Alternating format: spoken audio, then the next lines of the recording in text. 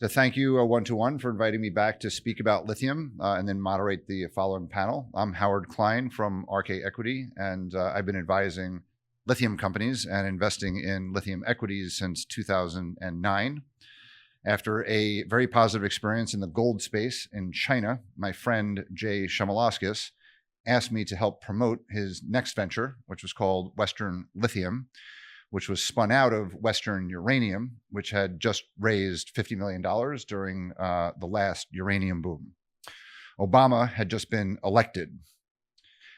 Sometime before the end of the current Biden presidential term, that is 15 years later, that unconventional sediment lithium project, now called Thacker Pass, should be fully funded. At more than $3 billion for 40,000 tons of capacity, it is the most ambitious and highest CapEx greenfield lithium development project ever attempted. $75,000 capital intensity per ton. General Motors will own 30 to 40% of Lithium Americas, the company that's building this project, and will take 100% of the offtake for the first 15 years. This is pretty incredible. A US auto company getting into mining and processing, just like in China. Uncle Sam, through the Department of Energy, is lending a giant $2.3 billion to fund this project at the lowest cost of capital imaginable, US Treasury rates. Similar to China soft loans for some of its industrial champions. Government Motors Lithium. Before looking forward, let's take a look back at what I said at this conference over the past 2 years. In October 2022, my title was Lithium, Bound for Glory, quoting the Tedeschi Trucks Band, for those of you who like them. I quoted Elon Musk then promoting software margins from lithium companies and encouraging more lithium production. 9 months later, I was here again in June 2023, exactly 1 year ago. I talked about the roaring 2020s lithium bull, Lithium Rush 3.0. The RK Equity Lithium Equity Scoreboard, which I'll show you later, has grown or had grown from 50 to 150 companies. There was no doubt an oversupply of lithium development opportunities. That I got right. My partner Rodney Hooper, who presents in London for One-to-One, said a structural deficit in battery-grade lithium is here to stay for the remainder of this decade, and that prices will be stronger for longer. We have been wrong about this for the past 12 months, though he did caution that rallies in equities to all-time higher love, to recall Steve Winwood, can often dissipate into 30, 50, and 70% retracements. But we didn't expect things to happen so soon and so hard. I was wrong in September 2023, having just seen the Eagles at Madison Square Gardens, to suggest that lithium would take it to the limit one more time. I had expected buoyant year-end EV sales and a seasonal year-end equity rally, as has occurred in some other years. Instead, the lithium price recovery that happened in Q2 of last year reverted downward and fell very far, very fast. The main explanations? Oversupply from lepidolite in China, controlled by battery OEMs, and spodumene from private African companies financed by China, but also in under-demand due to China having overbuilt battery production. There's a lot of hidden lithium inventory inside these batteries. The whole supply chain is boom-bust. EVs are no different than conventional ICE vehicle industry, notoriously cyclical, especially in a high interest rate environment when most consumers borrow to finance their vehicle purchases. Many second and third tier EV makers and battery makers in China are going bust, but their inventory of battery cells still have a market, which they have been aggressively selling into, which has slowed the need for new production for a short period of time. But you can only deplete inventories once. As I'll show shortly, demand forecasts are no different today than was forecast a year ago, and supply should struggle to keep up. Two singer-songwriters inspire today's narrative, having just seen them both in New York City in the past month. The first is Neil Young, who I saw in Forest Hill Stadium with my friend Erez Ichalov, who will be on the next panel. Neil is no longer young, like most precious metals investors. I'll be a miner for a heart of gold. Keep me searching for a heart of gold, but I'm getting old. Gold is old, but proved a safe haven over the past year, with the gold proxy ETF GDX up 12%. Equity proxies for copper, uranium, aluminum, oil and gas, steel, iron ore were up 10 to 50% over the past year, compared to lithium proxies SQM and Albemarle down 30 to 40%. And yet, there's Erez right there in the picture. And yet, I'm keeping...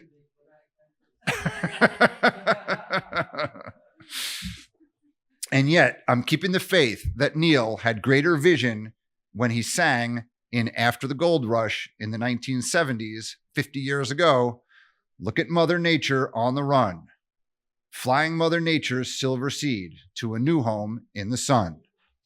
That new home, Neil, is lithium, which rhymes with optimism. In the past year, I've come to appreciate the music of Dua Lipa, who just released her third album. Dua means love in Albanian. Dua Lithium, love lithium, radical optimism. Demand is set to triple by 2030 to 3 million tons per year, from 1 million tons last year. Crazy Horse Lithium has been the top performing commodity 4 times in the past 10 years. It has also been the worst performing commodity 4 times in the past 10 years. Observe the strong lithium equity bubble correlation in the chart to the left with the lithium carbonate price since Tesla's Battery Day in September 2020. Last April's bottom and bounce turned out to be a bull trap. Q4's capitulation resulted in January's despair. $850 spodumene saw Core Lithium mothball its mine in Australia. Spodumene has since bounced nearly 50% to $12,500 in some recent auctions, but has leveled off in recent weeks, as has the lithium carbonate price. The world's second largest producer, SQM, just reported record sales and continues to ramp up their low-cost volumes. Their deal with Codelco will ensure growing volumes. So what will reversion to actually mean in terms of lithium prices? The waiting is the hardest part, to channel Tom Petty and the Heartbreakers, as perfectly encapsulated in this meme I reposted from Paolo Rojas last week. Those who have successfully traded Crazy Horse Lithium can appreciate it's better to have loved and lost than to never have loved at all. Only love can break your heart, said Neil Young. Dua Lithium. Love lithium. I prefer. January's consummation of the merger of Livent with Allchem has transformed both companies into Arcadium. We interviewed for Rockstock channel on YouTube CEO Paul Graves, who is the most articulate commentator on lithium market developments each quarter. He is making a concerted effort to talk more publicly and increase transparency in what remains a very opaque industry. Quoting from his Q1 quarterly commentary, there's a lot of good lithium news on the demand side. Global EV sales are up 20%. In the past quarter, there were as many EVs produced as in the entire year in 2020, according to the IEA.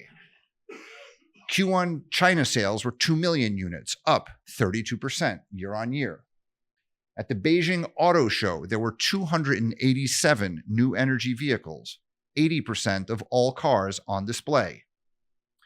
In terms of demand forecasts, while battery EV sales are expected to be 20 to 30% lower in the next 2 years compared to last year, plug-in hybrid EV sales and plug-in hybrid battery sizes are growing, and energy storage is growing faster than EVs, which translates into 2026 demand that is no different than forecast last year, and that by 2030, lithium demand will be 3 times that of 2023. The market in 2023 was 1 million tons. 2030 is 3 million tons. So where will 2 million tons come from in 7 years? As for supply forecasts, Paul suggests 2024 and 2025 are overstated by many analysts. A number of bank analysts forecast volumes higher than what producers have publicly stated will be their volumes.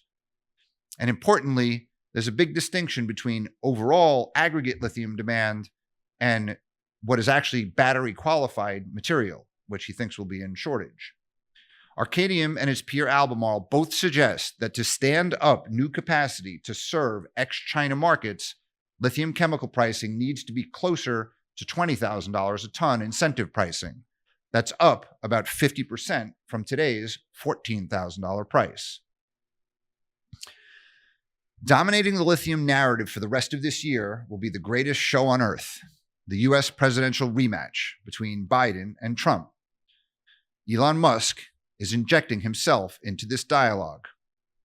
RK Equity has parroted Benchmark Minerals' battery arms race narrative for years, that the commanding heights of industrial power, the global transport and power industry, hangs in the balance as the world shifts to better, faster, cheaper EVs.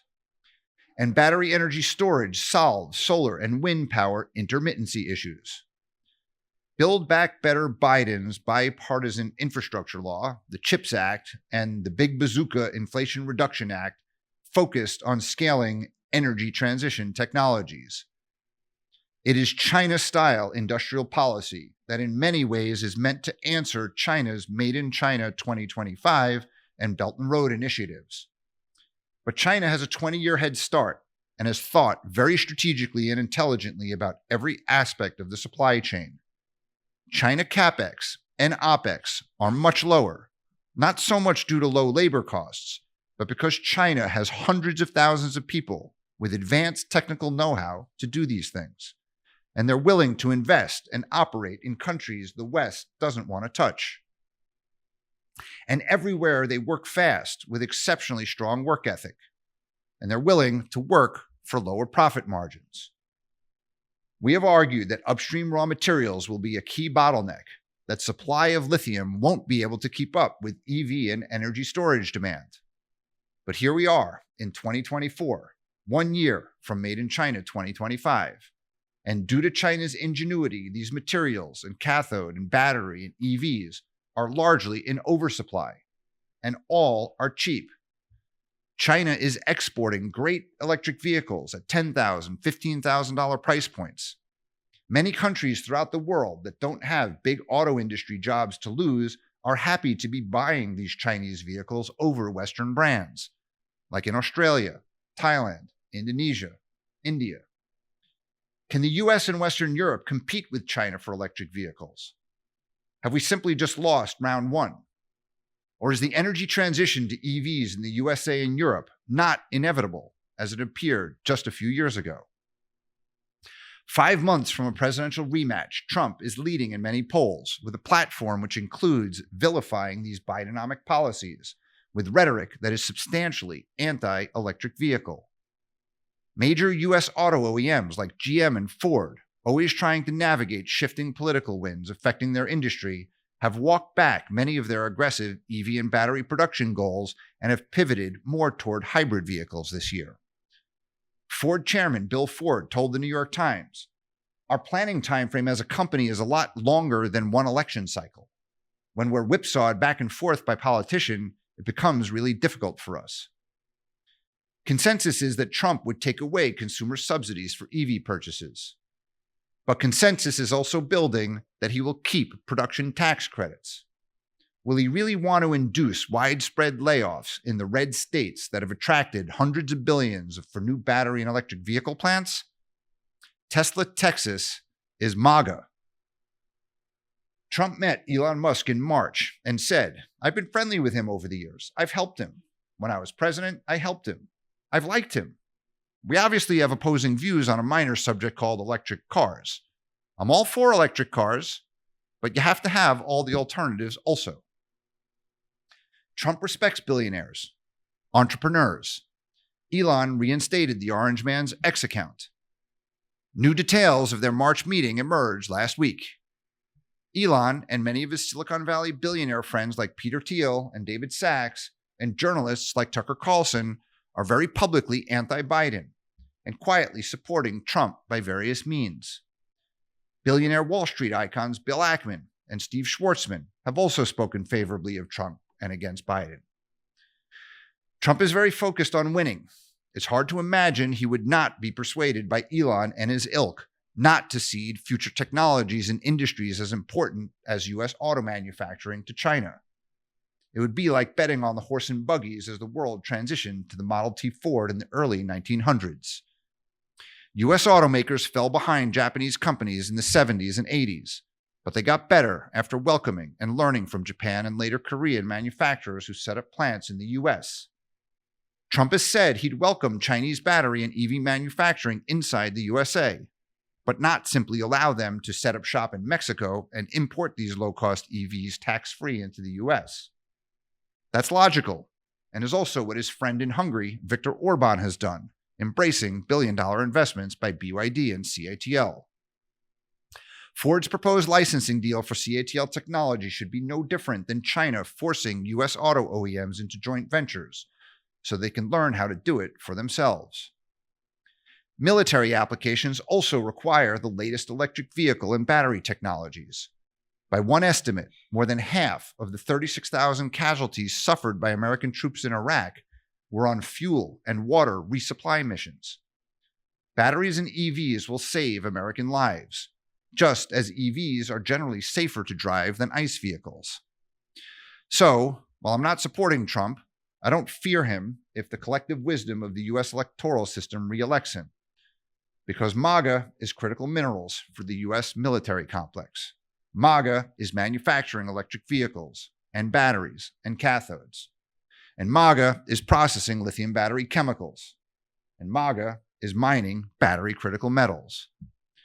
Tesla, Rivian, Toyota, Hyundai, and Kia plants in the U.S. is MAGA, as are Panasonic, LG, and SK. Trump will no doubt support U.S. oil and gas drilling, which will likely have the positive impact of lowering inflation through lower U.S. energy prices. It's not a bad thing. But he'll also support lithium mining and processing in Nevada and Carolina, and nickel mining and processing in Minnesota, Michigan, and North Dakota. Lithium Americas, Piedmont Lithium, Ioneer, Talon Metals is MAGA. 4 years ago, Tesla Battery Day, a big bear market in lithium battery metals ended and a major hype cycle began as Tesla unveiled massive growth and vertical integration plans. Tesla's sentiment has been weak much of this year as Q1 sales declined. Elon laid off 10% of its workforce, and the Tesla narrative is currently dominated by the June 13th vote on Elon's 2018 compensation plan. But for a major lithium demand surprise, I'm looking forward to August 8th, Tesla's robotaxi unveil, and a shift to rumors, speculation, and hype. Tesla currently has capacity to build 3 million cars, but is only producing 1.8 million. In the Q1 earnings call, Elon quashed a Reuters report that said he was giving up plans to make a low-cost vehicle.